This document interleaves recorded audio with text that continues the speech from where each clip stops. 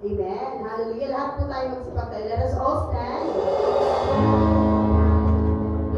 A blessed good morning po sa bawat isa sa atin. Just turn to your neighbor. Okay? Turn to your neighbor and say, it is good to see you in the house of the Lord. Amen. Amen. Hallelujah. Lord, we praise. And today we will all be joyful in giving praises and worship to our Lord and Savior Jesus Christ. Are we all excited? Amen. Are we all excited to dance for Jesus? Are we all excited to sing for joy in the presence of the Lord? Amen and amen. Yes, Lord, as the Psalms 96, 1-4 says, oh, sing to the Lord a new song. Sing to the Lord, all the earth. Sing to the Lord, bless his name, tell of his salvation from day to day. Declare his glory among the nations, his marvelous works among all the peoples, for great is the Lord, and greatly to be praised. He is to be feared above all gods. Amen. Hallelujah. Let's give him a big clap of praise for his presence. Hallelujah. We worship you, Lord. We give you glory and we give you praise. Hallelujah.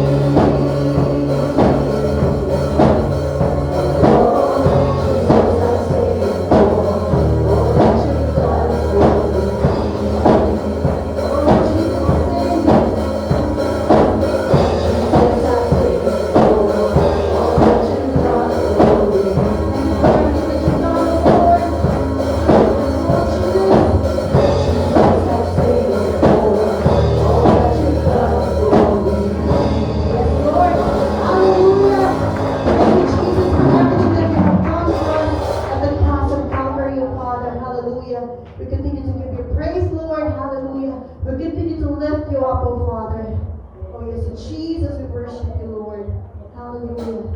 Oh, we sing your praises, oh Father. We sing your praises, oh Lord. We adore you, Jesus. Hallelujah. Yes, oh God. Let's feel the presence of the Lord. Sing you, Jesus Christ, in the midst of us today. Hallelujah. We worship you. Yes, oh God. Oh, the weight of his glory.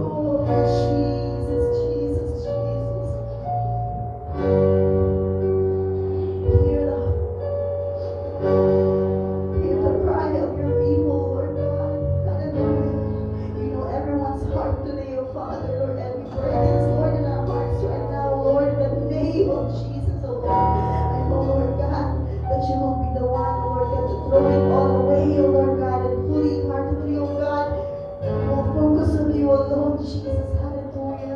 For you deserve, Lord, the glory and the honor and the praises, oh God, hallelujah, from your children, oh Lord. Oh, we thank you, Jesus, for this time, the Lord, that you have given us, oh Lord. The time to worship you, Lord God. The time to learn more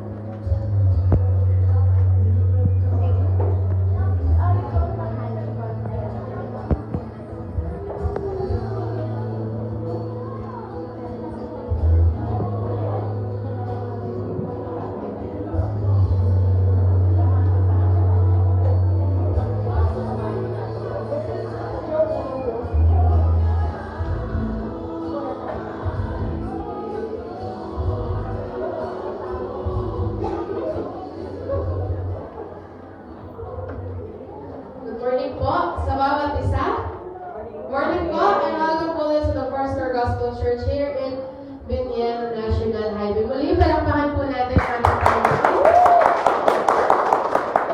I know that we are all blessed. Lahat po tayo ay pinagpala ng Panginoon. Bagamat, paiba-iba ang panahon. Bagamat, paiba-iba ang ating mga naging pakiramdam the past few days, weeks.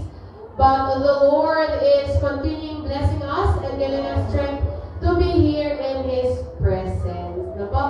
So, nakakatuwa. Ito po ang unang Sunday ng October. Ayan, October na po. And we are blessed as we enter this month as we have visitors for this morning. Pwede ko po bang lingin tumayo po ang ating mga bisita po. So, we have Sister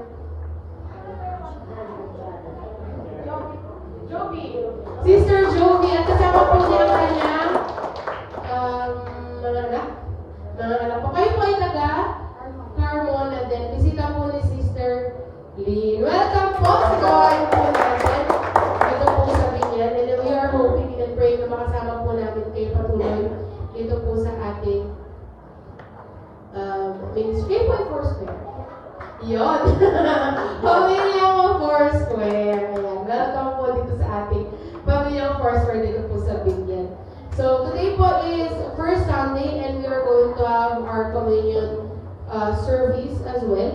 So later po ay ang gagawin po natin, palas na lang po ang ating other announcements, especially kung meron po tayo mga special announcements. So ngayong umaga po, tayo po ay nadako na po sa ating offering time. So tayo po ay pinagpapahala ng Panginoon at ibalik po natin ang mga blessings na binibigay po sa atin ng Panginoon. Tinatawagan ko po si Sister Trina para po ilip po tayo sa ating offering.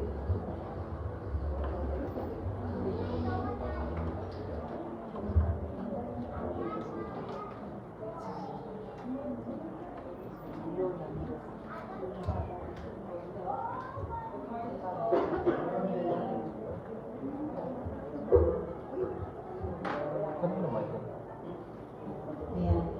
Before po tayo mag-pray para sa offering, gusto ko lang po share po sa inyo ng encouragement po in relation po sa pagbibigay po sa Panginoon. This year po ay isa sa pinaka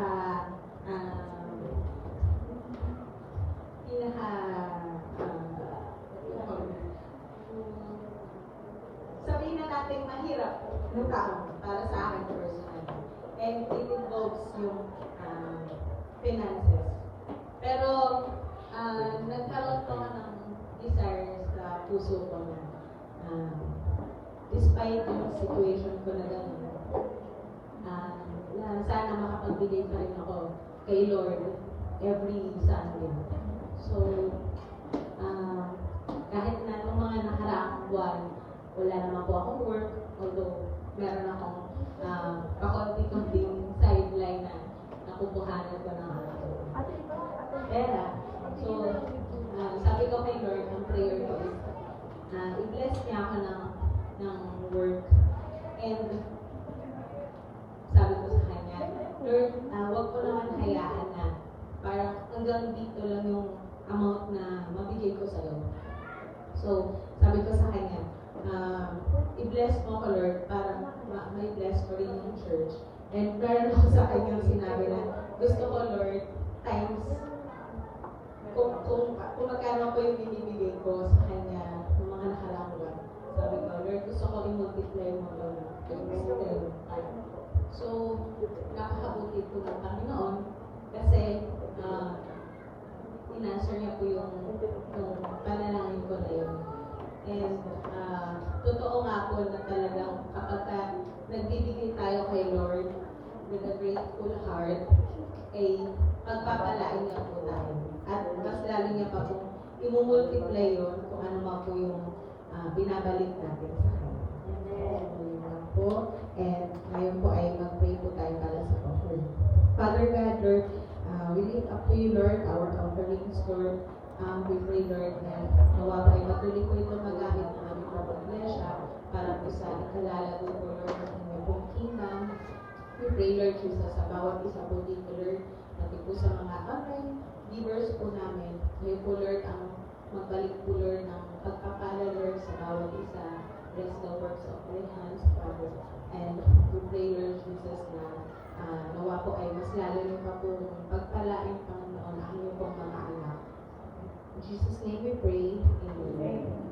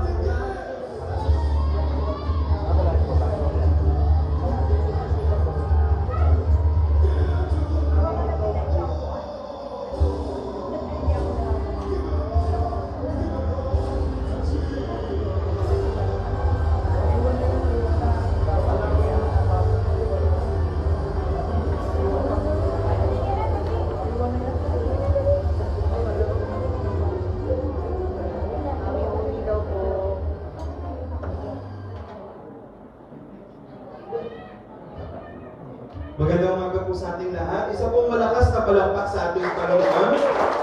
Magandang umaga po and welcome po to the Foursquare Gospel Church, Binyan National Highway. And it's so nice to see everybody po. It's the first Sunday of the month. Ilang araw na lang po bago magpasko?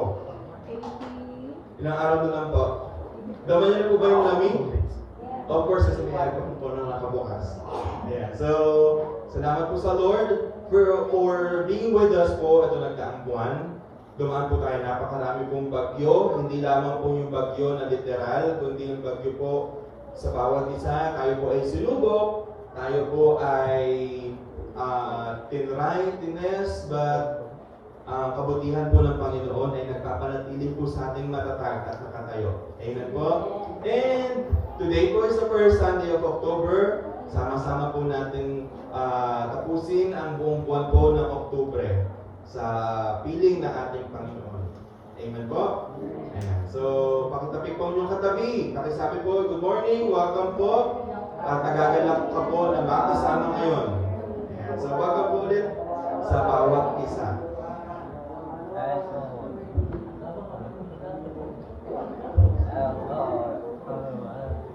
Saan ba sasama?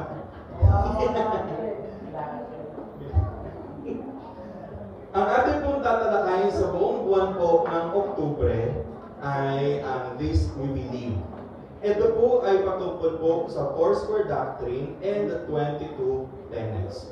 Ngunit, hindi po ito kaya talaga tapusin at i-shrink po sa buong isang buwan ng October. Dahil apat lamang po ang linggo, mahirap po yun na talakayin ang lahat.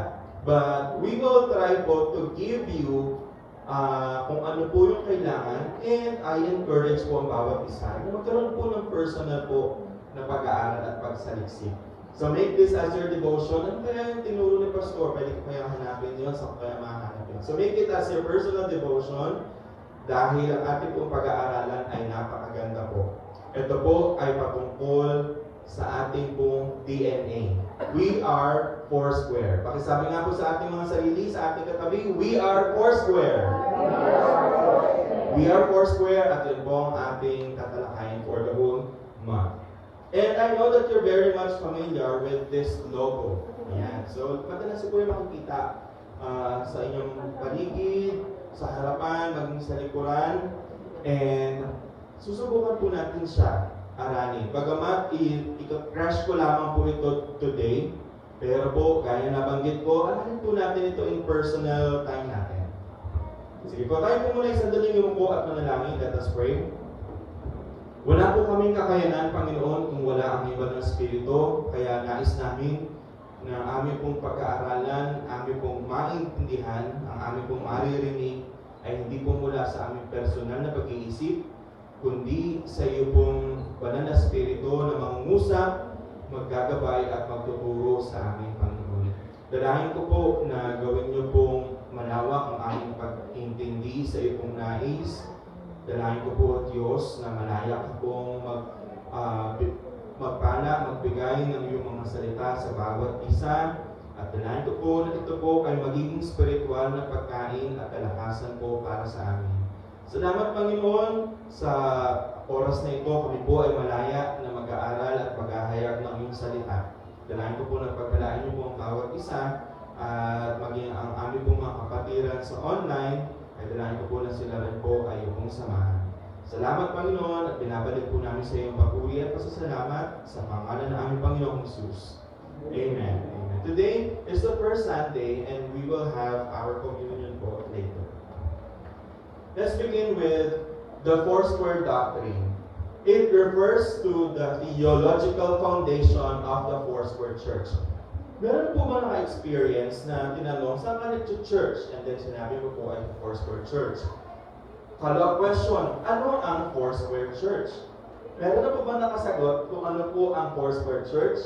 In a basic, basic knowledge lamang po, basic answer lang. Ayan, so it's emphasizing the four cardinal aspects of Jesus Christ. With this logo, with this Foursquare doctrine, each square represents Jesus. At wala na pong iba. Dapat po ang ating doctrine points to Jesus alone. So, yung apat po na logo na makikita ninyo po dyan sa inyong gilid, at ayan po, it represents Jesus alone. So, ang una po, Jesus as the Savior, Jesus the Baptizer with the Holy Spirit, and Jesus the Great Physician, and the soon coming King. That's Jesus in four aspects of the Foursquare doctrine. Now, the four cardinal doctrines. The name Foursquare comes from the four roles of Jesus. Jesus po, during the New Testament, yung first Gospels, pinakilala po si Jesus doon. At yung apat po na kanyang role, which serve as the foundation of their message. Ang una po, let's have Jesus the Savior. Yung red po na box and yung cross represents Jesus the Savior. Believers are saved from sin through repentance and faith in Christ's substitutionary atonement for humanity. Nangangailangan po tayo ng pagliligtas at wala po iisa po sa atin ang kaya po magligtas ng ating mga sarili. So si God, pinadala po si Jesus bilang substitution. Sabihin po ay kapalit, and that is Jesus. Believers are saved from sin. So that's the first logo. Pangalawa po is Jesus the Baptizer with the Holy Spirit. The church believes in a spiritual experience, often subsequent to salvation, that empowers believers for service and evangelism, and that speaking in tongues as evident po of the Holy Spirit is an initial sign of this baptism. So we believe in the Foursquare movement, in the evidence, and not hindi lamang po limited to that speaking in tongues, but initial sign of baptism is the speaking in tongues. So Jesus po is the baptizer with the Holy Spirit. Ito pong kalakasan natin, yung boldness natin to share the gospel, yung kalakasan loob natin to service, yung ating ministry, ating service to others, in sharing the gospel too, yan po ay dahil sa banal na Espiritu. And it is Jesus who gives us the power through the Holy Spirit. Pangatlo po is Jesus the Healer. The Foursquare Church affirms the belief in divine healing for physical and spiritual illness through faith and prayer. Isa po sa mga fact kung bakit po malaki po ang Foursquare movement during the old time dahil sa miracle of healing.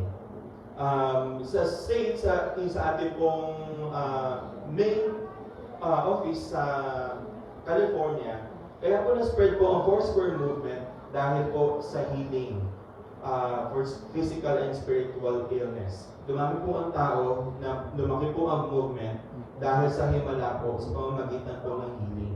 And dito rin po sa Philippines, kaya din po lumaki po ang movement ng Foursquare just because of the faith and prayer at marami po ang pinagagaling. Not just sa physical, kundi the spiritual illness.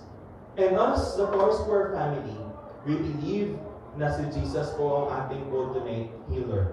Amen po? Though we have the best doctors in the world, but still, si Jesus po ang ating doktor. Amen po?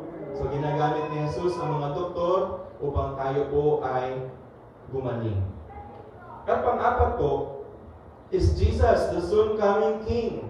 Excited na po ba tayo dito sa bagay na ito? Sino pong gusto na po makita ang langit? Ako na. Sino pong gusto na magpunta ng langit? Ako naman. Please lang. Pumunta na po. Gusto niyo pa po ba dito? Ayan. Pero huwag niyo pipilitin. Baka maiba po. Ayan, nantayin po natin ang plano ng Panginoon. But Jesus is the soon coming King. Ito po yung ating pinaghahandaan. Ang muling pagbabalik ni Jesus. The Foursquare believe in the bodily resurrection of believers and Jesus' imminent return to earth. So ito daw po mga physical bodies natin. Pagdating ng araw, ito daw po ay langit, akyat sa langit, at kakatagpuin natin si Jesus. At naninirahan po habang buhay sa piling ng Panginoon. And these are the four cardinal doctrines of the Foursquare Church. Kaya kung makikita niyo po dyan, ay aralin po natin. So, ang Savior, represented by man, the baptizer ay lion, ang healer po ay ox, and coming king ay eagle. To give you more information about that, let's have the next slide. So, Savior.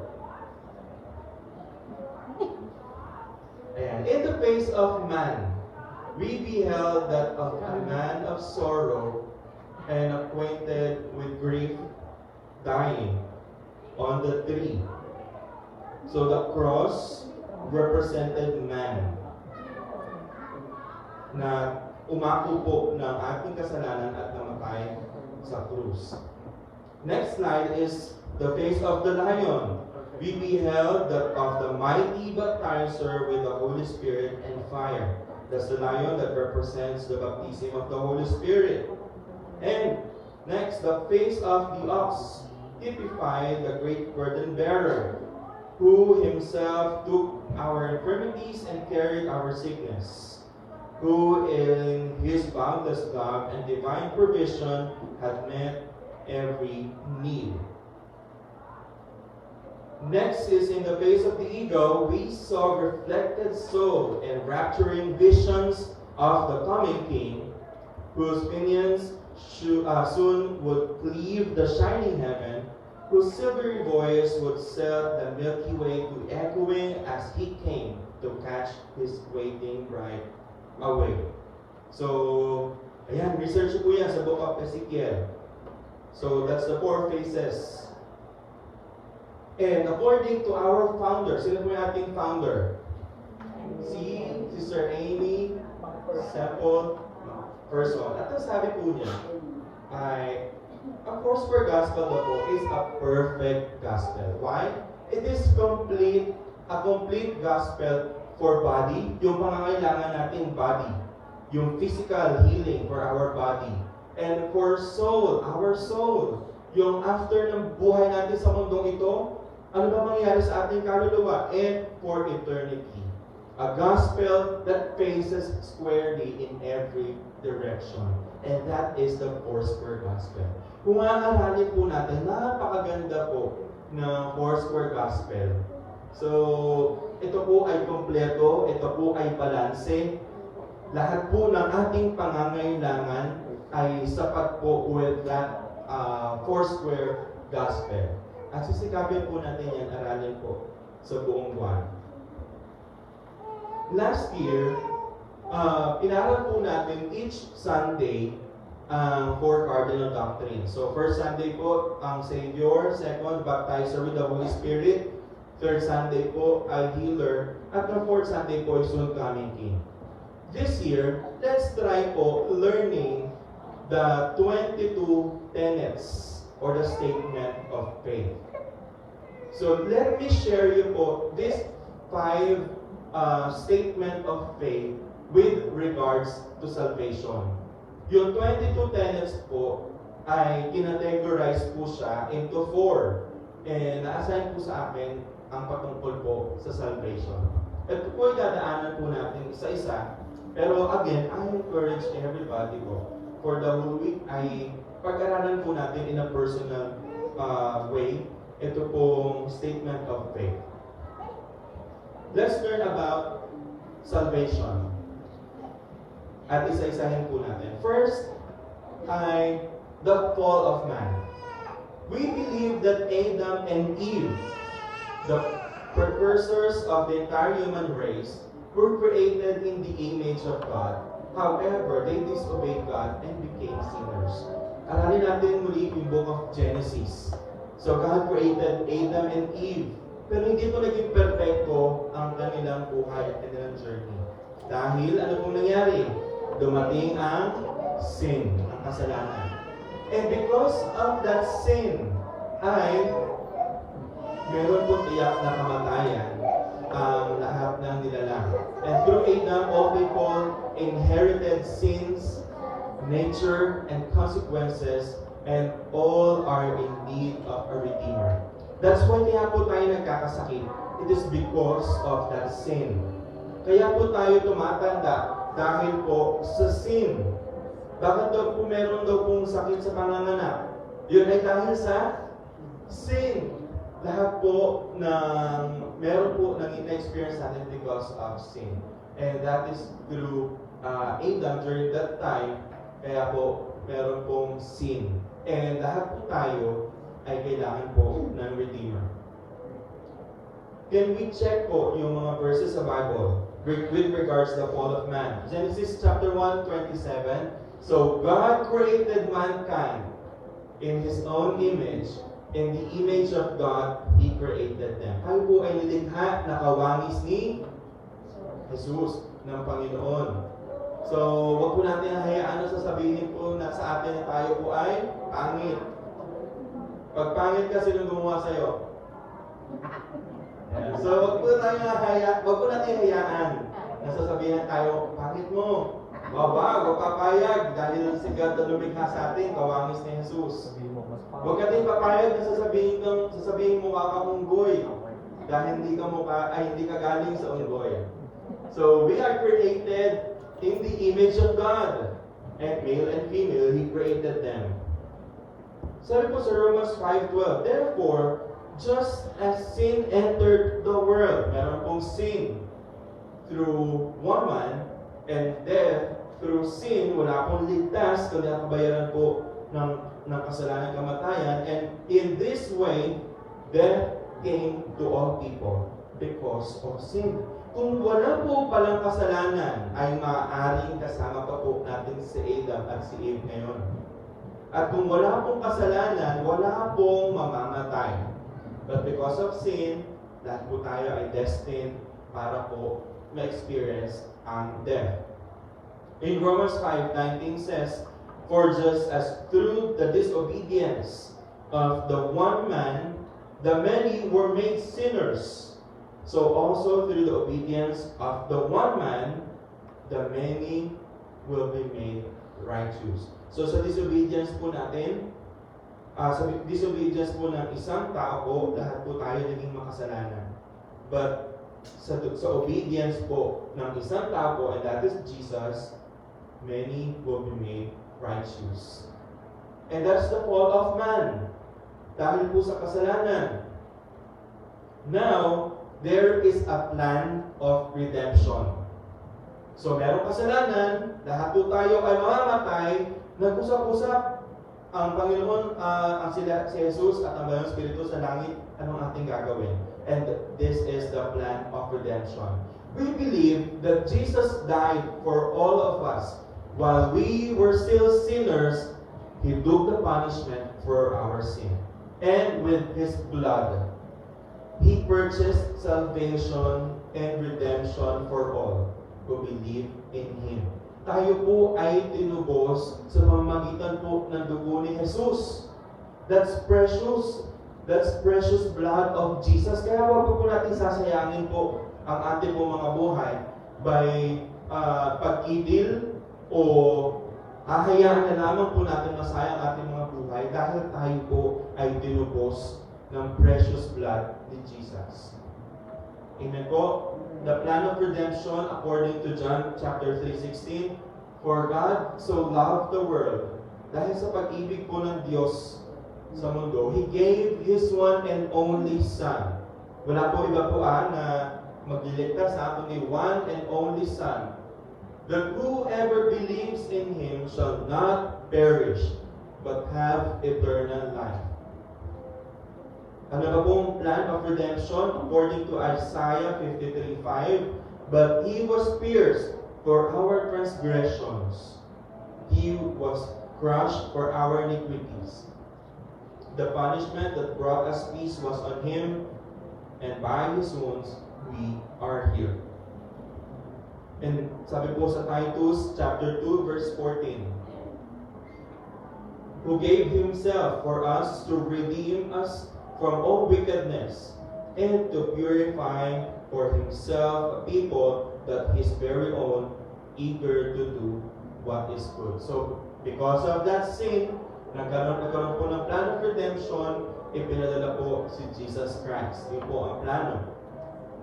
At nung pinadala po si Jesus, tayo po ay naligtas through grace.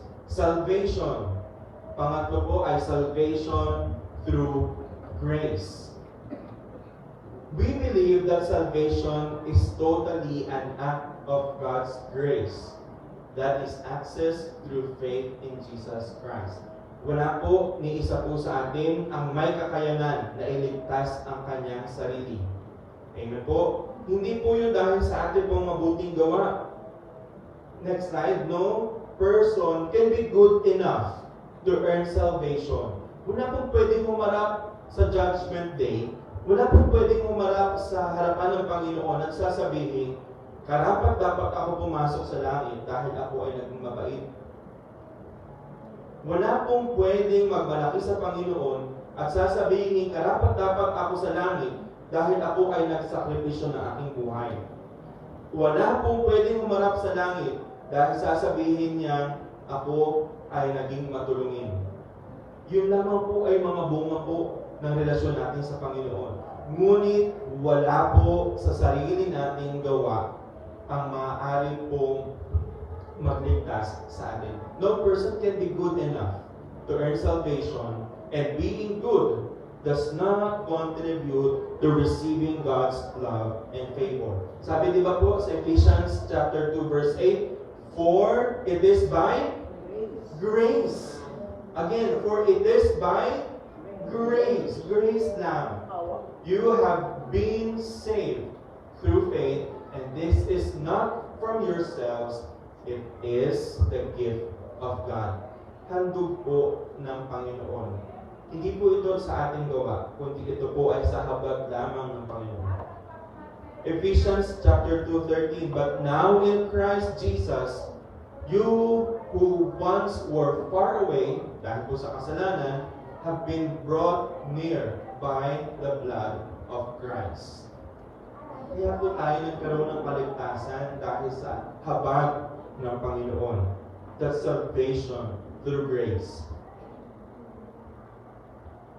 Next po is repentance and acceptance.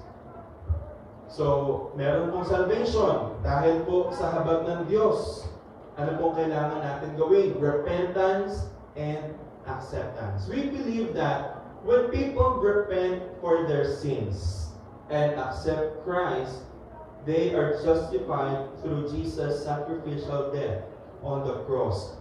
Given po that si God, pinadala si Jesus Christ bilang ating tagapagligtas, tayo po ay niligtas ng Panginoon sa pamamagitan ng dugo, hindi po yun automatically matatanggap ng bawat isa. Ano po kailangan gawin?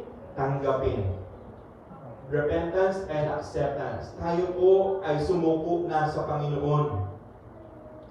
Tayo po ay humingi na po ng kapatawaran sa Panginoon, magbago po sa ating mga lumang gawi at tanggapin po ang handog niyang bagong buhay at ang pagliligtas. To repent means to be sorry for sins. But it also means to turn away from a sinful lifestyle. Accepting Christ means believing in Him as the only Savior. Wala na pong ibang pwedeng magligtas. To be justified means being declared not guilty in regard to sin. Romans chapter 10, 9 and 10. If you declare with your mouth Jesus is Lord, and believe in your heart that God raised Him from the dead, you will be saved.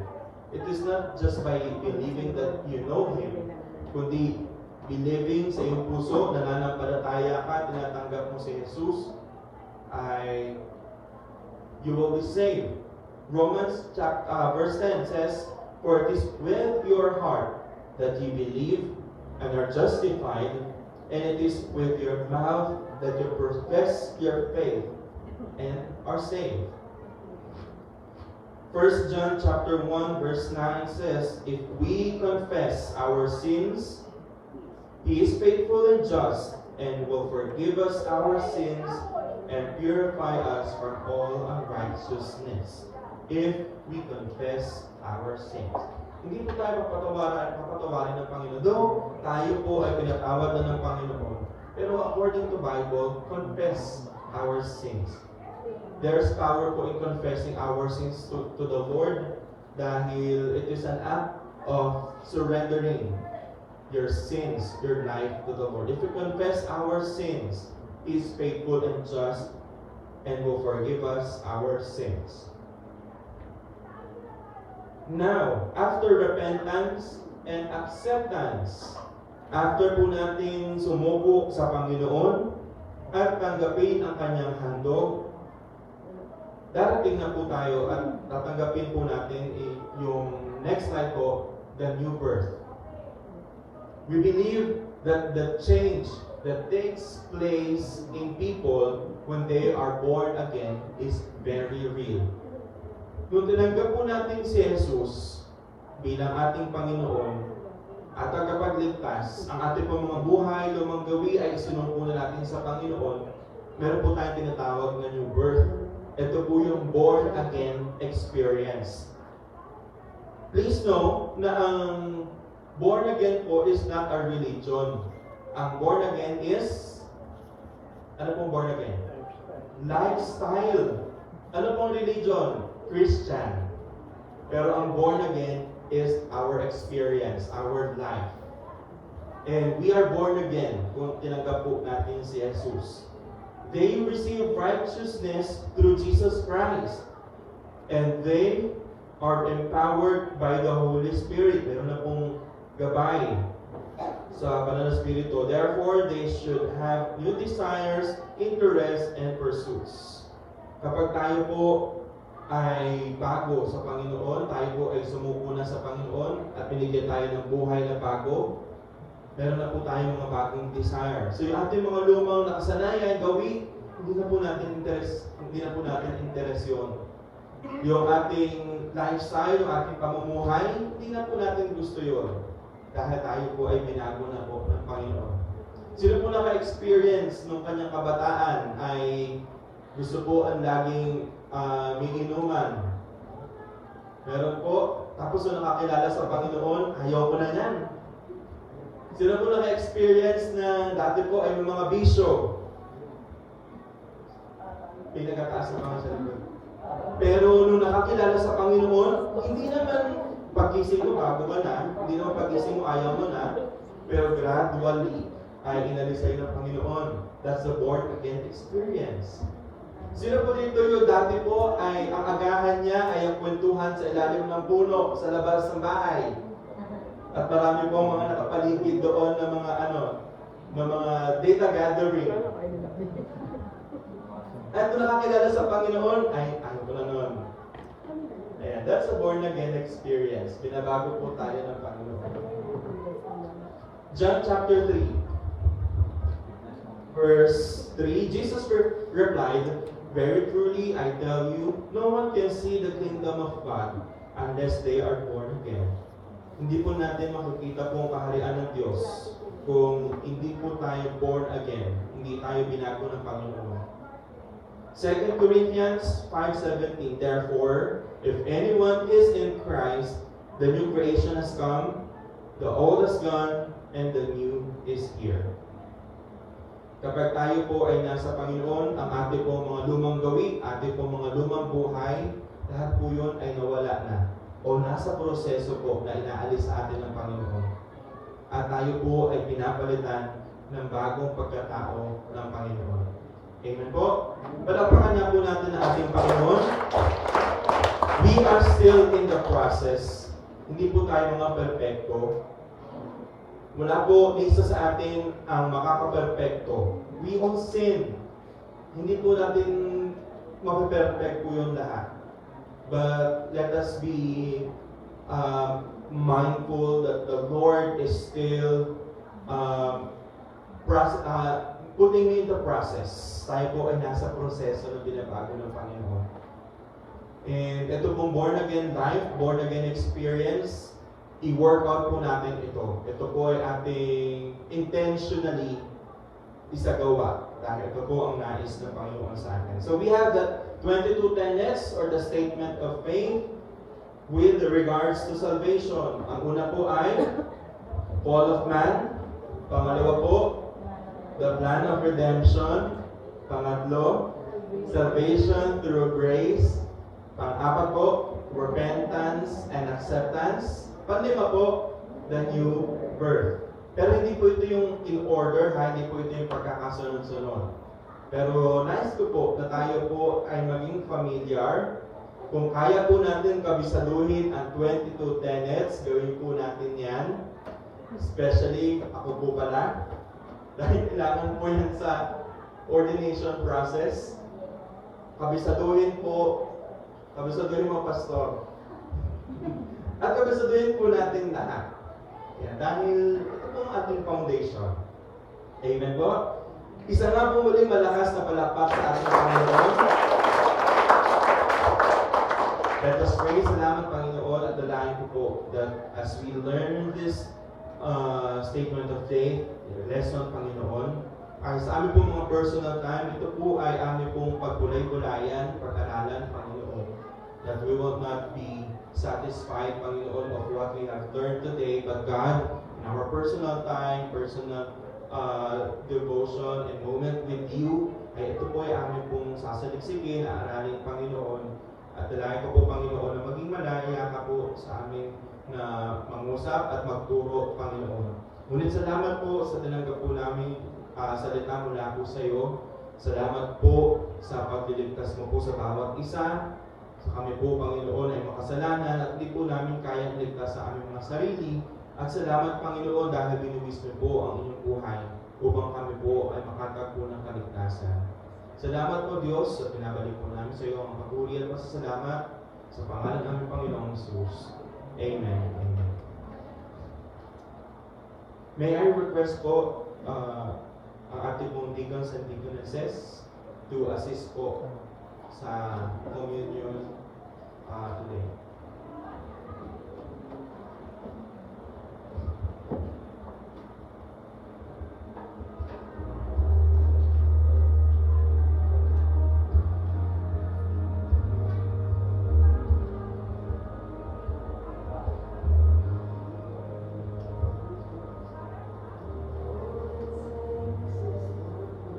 Each one of you po will receive a piece of bread and a piece of cup at sabay-sabay po namin ito tatanggapin.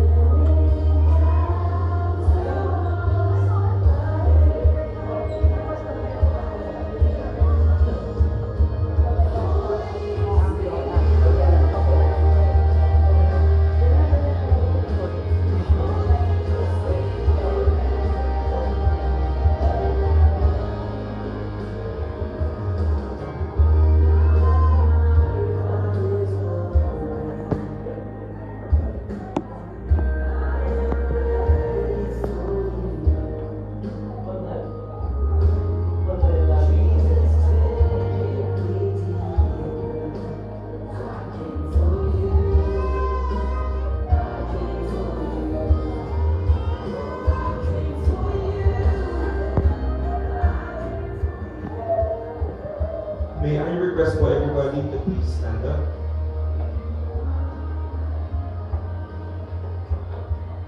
In 1 Corinthians chapter 11 says, "For I received from the Lord what I also passed on to you.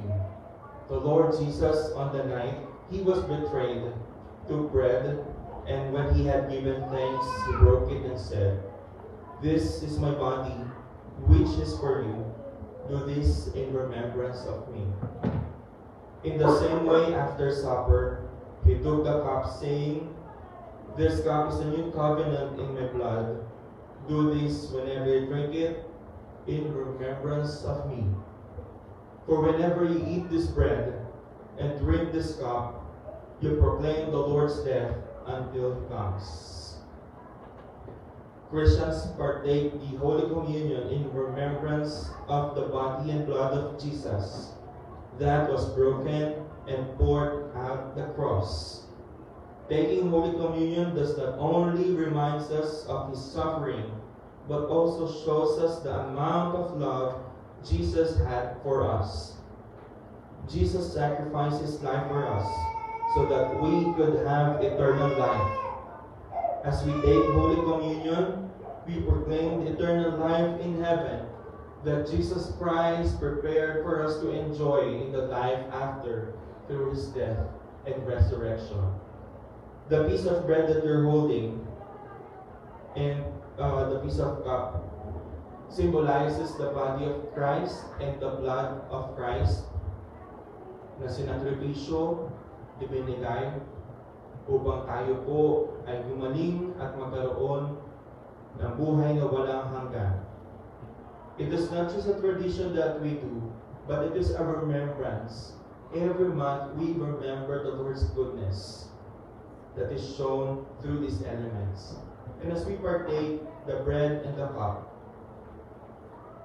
hingi po tayo sa Panginoon na paglilinis at tayo po ay magpapasalamat sa Kanya pong ginawang pagsakripisyo para po sa atin. Can we have a moment po to talk to the Lord and tayo po ay magsaliksik ng ating po mga sarili at tayo po ay magpasalamat sa Panginoon.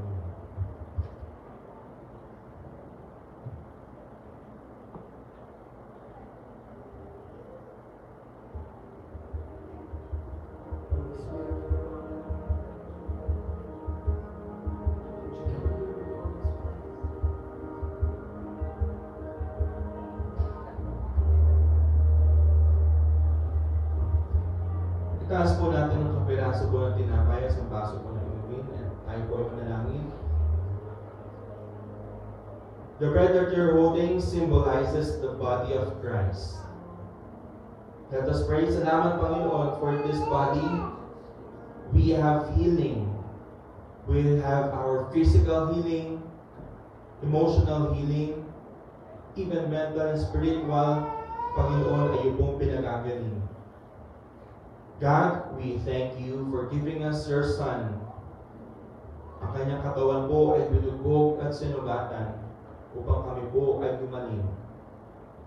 And right now, God, kung sino man po sa aming kalagitnaan ang nangangailangan ng kagalingan, we receive it and we accept that healing power right now. Sa pangalan ni Jesus, kami po ay pong pagagalingin at pinagagaling na sa mga oras na ito.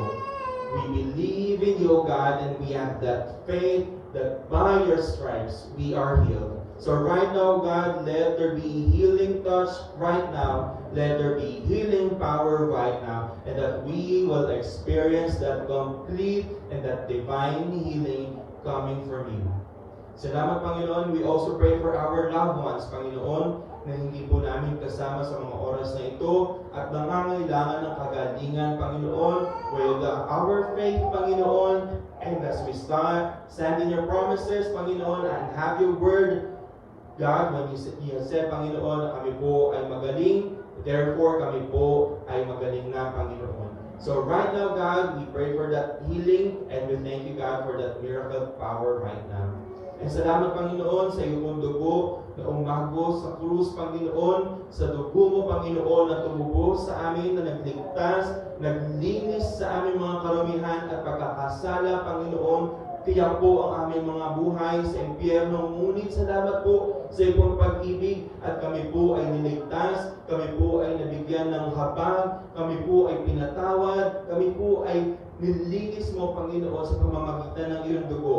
Salamat, Panginoon, dahil kami po ay may tiyak na buhay na walang hanggan. If we only believe with our faith, Panginoon, ay kami po ay makakaranas ng buhay na walang hanggan, Panginoon, sa piling mo sa takdang panahon. At salamat, Panginoon, and we pray that this lives na ipong kinubos, nilinis at naligtas, kami po ay maging instrumento mo, Panginoon, upang marami po ang maligtas, makakilala sa iyo, Panginoon.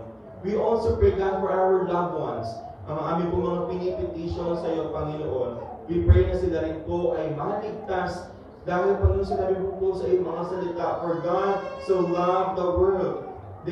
Panginoon, sila po ay included that, Panginoon, in that word, Panginoon. So we pray, oh God, that they will also experience that salvation. Sila po ay makakatanggap, makakarinig na iyong salita, at sila po ay makakaranas ng pagliligtas po mula po sa iyo. Salamat, Panginoon, sa iyo pong habag. Salamat po sa iyong handog. At dalangin namin, Panginoon, that as we partake these communion elements, tatanggapin namin ito na meron pong kagalakan sa aming mga puso at pagpapasalamat sa iyong ginawa. Salamat muli, O Diyos, sa iyo po ang papuri at pasasalamat sa pangalan ng aming Panginoong Jesus. Amen. Tanggapin po natin.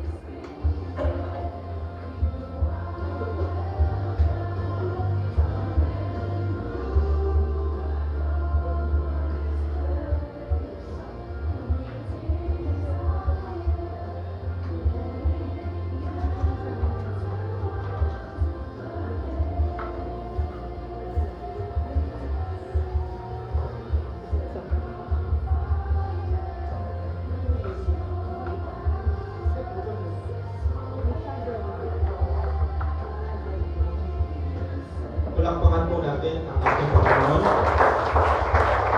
Huwag po natin palagpasin ang araw na ito that we will not minister to our loved ones, our brethren. Can you grab po somebody's hand? Lalaki po sa lalaki, babae po sa babae. Kuha po kayo ng kapartner. And this time, let's pray for them. Tanungin po natin ang kanila pong mga prayer requests. And we will not just pray for them, but can we speak blessings po to them? So tayo po ay mag-declare ng promises at goodness ng Panginoon. We speak blessing.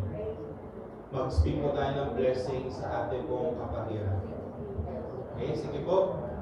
Grab your partners. Let's minister to them. Pray for them. And magpalaki po natin sila.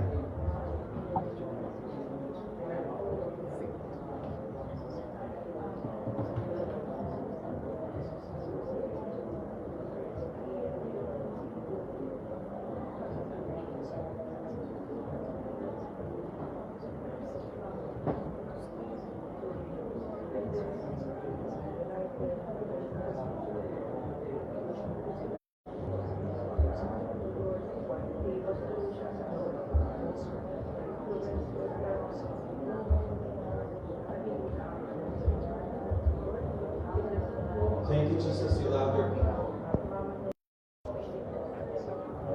Thank you, God, for your promises are true. Thank you, God, for your promises never ending. Thank you, God, for your promises will come true.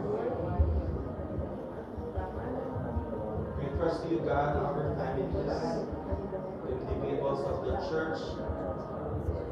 We pray, O God, for your mighty hand be upon them. We pray, O God, for your people. We speak, God, that you will bless them, make them prosperous, because according to your word, you will bless your people. And God, whoever needs complete healing right now, God, let there be healing in Jesus' name. Kung sino man, Panginoon, sa aming kalagitnaan, asking God for miracles to happen right now. You know, God, the desires of their heart. We pray, oh God, that you grant, Panginoon, their prayers, their petitions, their requests, and their prayers, Panginoon. Give them the desires of their hearts, Panginoon. We pray, oh God, for some people here, oh God, asking, Panginoon, for a work. We pray, oh God, na sila po ay bigyan niyo po ng trabaho, Panginoon. Kakalooban niyo sila ng trabaho, Panginoon, na ikaw po ay napupurihan, Panginoon. We pray, oh God, for the schedules, na maayos na schedule, ang employer, Panginoon, na maayos po, and also, God, a good schedule, Panginoon, ibigay niyo po sa kanila. Because, God, you want that your people, Panginoon, will be blessed. Kaya dalangin ko, Diyos, ano po ang kanilang nais, ang inaplayan, Panginoon, ay ibigay niyo po sa kanila ang best, Panginoon, at sila po ay magkakatrabaho na, Panginoon. We pray, God, for our students, Panginoon, na God, we pray, God, na sila po ay separate mo, Panginoon, to a word, Panginoon, that is not pleasing to you.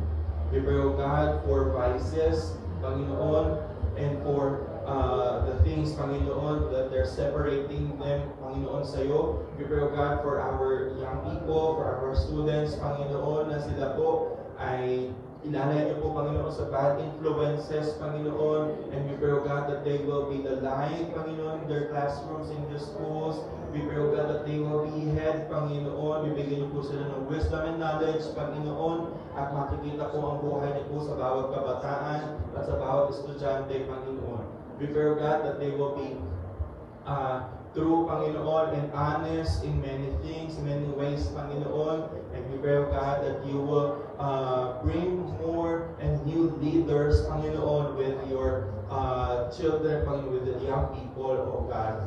We pray, God, for the lolo and lola, Panginoon, of the church. We pray, God, for kalakasan, Panginoon, physically to them. We pray, God, that you will sustain their needs, Panginoon. Marami po silang agam-agam, Panginoon. So, God, we pray for the peace sa kanilang mga puso, sa kanilang isipan, Panginoon. Meron po silang takot, Panginoon, of their aging, Panginoon. So, God, kalatan niyo po ito ng kapayapaan, Panginoon, sa iyo. And God, sa kanila pong mga edad, Panginoon, bilang mga lolo at lola, sila po ay patuloy niyo pong palalakasin at mas gagamitin niyo pa, Panginoon. Salamat, Panginoon. We also pray for the fathers of the church, Panginoon. Sila po ay gagamitin niyo pong instrumento ng pagpapala mo, Panginoon. Pagpapala sila ng umaapaw, Panginoon. They will be a great provider of the family, Panginoon.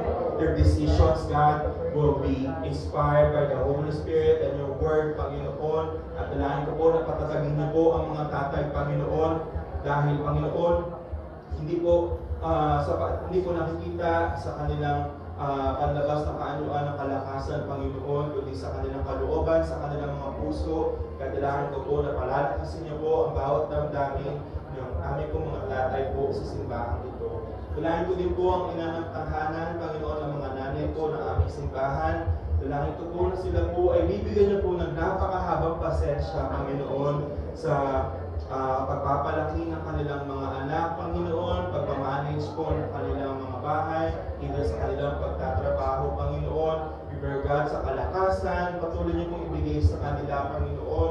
They're, God, doing multitask, Panginoon, sa whole day. Napakarami po nilang kailangan gawin. Kaya dalangin ko po, O Diyos, na bigyan niyo po sila ng kalakasan, bigyan po sila ng talino, Panginoon, ng how they manage their personal lives, Panginoon, and even their family and their houses, Panginoon. Salamat din, God, mahal niyo po ang bawat isa, Panginoon, at iyong mga anak. So, God, we entrust to you ang aming pong mga plano, ang aming pong mga buhay, ang aming pong mga kailangan gawin. Salamat, Panginoon, dahil sasamahan niyo po at pagpapalain ang iyong mga anak. Salamat, Panginoon, you love your family, you love this church. You love everybody, Panginoon. So God, salamat po sa iyo pong pag-ibig, sa iyo pong sakripisyo, sa iyo pong pagmamahal sa bawat isa. Binabalik po namin sa iyo ang lahat ng papuri, pagsamba at pagkawalhati sa matamis na pangalan ng aming Panginoong Jesus. Amen. Palakpakan po natin natin, Panginoon. Salamat po at isang mapagpalang araw po sa ating lahat.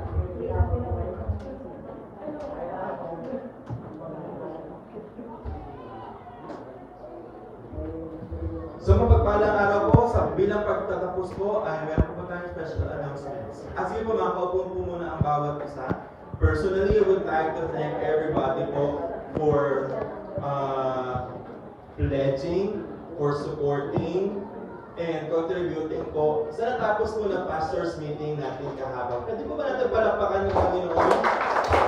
Thank you po dahil pinagpalanin niyo po ang mga lingkod ng Diyos with your giving, with your efforts, mga pag-aasikaso, pagluluto, pagbili, lahat po ay recorded ng Panginoon. Hindi po namin kaya itong tapatan, kaya ang dalangin po namin ay ang Diyos po ang mag-multiply at magbalik po ito sa inyo. Thank you po for making the pastors happy and blessed kahapon po. Umuwi po sila ng masaya po. Thank you po. And, ayan, the picture. Kulang lamang po ng 3 o 4 na pastor. Tama, 4. Ayan, masusumpiya po natin. Kaya pa niyo? 4, 3, Pastor Wilda, 2 pong Benito, Pastor Mike, Soro, Pastor Ems, at Pastor Michael. 6. Ayan. Ayan. So, umuwi po yan ng masaya po. Umuwi po yan ng mga take home. At sobrang busog. Kahit kami po ay sobrang busog hanggang sa bago po mag-uwi ng gabi. Kasi kinakain po namin ng mga pagkain pa. Ayan. So, salamat po. Ito po ay every year po nangyayari po. Once a year lamang po ito tayo nag-host. So, next year po ulit yan. Sabi po ng isang pastor, tatandaan namin na every October, wala pong aagaw na iba. Sabihin niyo lamang mag-meeting. At magdadala sila ng bag. Kasi lahat po ng take home po nila ay nasa plastic na ng basura. Bagong plastic na po ng basurahan yan. Pero nag-uumapaw po ang kanilang mga inuwi kahapon. So thank you po for supporting and blessing the pastors. Ano ba po? May special announcements pa? Please include me po sa inyo pong panalangin. This coming Wednesday po ay nakaschedule po ako for interview for ordination. So, kinabahan po ako sa palakpak niyo. So, let's pray po na ito po darating na Wednesday interview. First week po ng December, napatapat po na week, birthday ko din po yata. First week po ng December ay interview po for ordination na. And, perfect po natin ang mapasok po. Kinabahan ako. Ayan, so, let's pray po. At malaman natin by next year kung meron tayong reverend na. Conference daw. Conference po is coming October 24 and 25. Ito po ay sa lahat po ng credential holders and council members. You are required po to attend. October 24 and 25. Meeting ng young people after the service. Siyon. And also thank you po for bringing your children po to church. Nakakatuwa po, nakakagulo po sila doon sa dami sa labas. Ayan. So kung hindi po tayo ang magtuturo ng Word of God, ay meron po ibang magtuturo sa kanila at baka hindi po yung Word. Ay, ano po?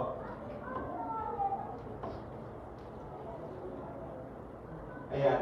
We also pray po for more pledges po sa aircon. Ayan. So, lalapitan po kayo kung sino man po nalapit sa inyo. Wala pong patalim yun ha, hindi ko nagaganyan na patalim. Pero we are praying po for sponsors po to help us fund po the monthly installment payment. Tama. Tama. Ayan, Tama po. Huwag po kayo madadala po kami. Dahil ang Lord po ang magpahala po sa bawat isa po. Kita po ng Panginoon na ating pong sakripisyo po ay love through giving. Okay po. Okay, it's already time. Maraming salamat po. May I request for everybody to please stand up at tayo po ay magwawakas na po sa panalangin. Hinihingi ko po si Sister Vic po. Moses and prayer. Ako'y manalangin. Panginoon Diyos, mga Panginoon sa lahat, maraming salamat po sa araw na ito at nagkaroon po sa akin na kami nakarating sa iyo sa bahay sa mga kanina. Maraming salamat, Panginoon, sa ginamit po, Panginoon, na aming tagapagsalita, Panginoon, at natutunan po namin na magkaroon ng buhay na walang hanggan. Iligtas po kami sa aming mga kasalanan, Panginoon. Dinala po kami ng dugo upang kami ligtas, Panginoon. Maraming salamat, Panginoon, sa lahat sa pagmamahal at pag-ibig mo po sa amin. Ingatan po kami sa aming pag-uwi at aming Panginoon sa iyo, Panginoon. At igayon po kami sa aming kasalanan. Ito po ang aming dalangin sa mga sa Panginoon Jesus. For our benediction, taas po natin ang ating mga kamay. Sumainyo ang mayamang pagpapala ng Panginoon. Ang iyong mga bigasan ay patuloy na punan at pagkapawi ng Panginoon. Ang iyong mga hapagkainan ay laging pupunan ng Panginoon at dalangin ko na ikaw ay pananatilihing malakas at malusog at patuloy kang gamitin ng Panginoon. Salamat po Diyos, ingatan niyo po ang bawat isa sa amin at taglayin namin ang banal na Espiritu, Panginoon. Sa iyo po ang patuloy pasasalamat sa pangalan ng Ama, ng Anak at ng Espiritu Santo. Amen. Magandang tanghali po sa amin lahat. Mapagpalang araw po at see you po ulit sa Sunday. God bless po.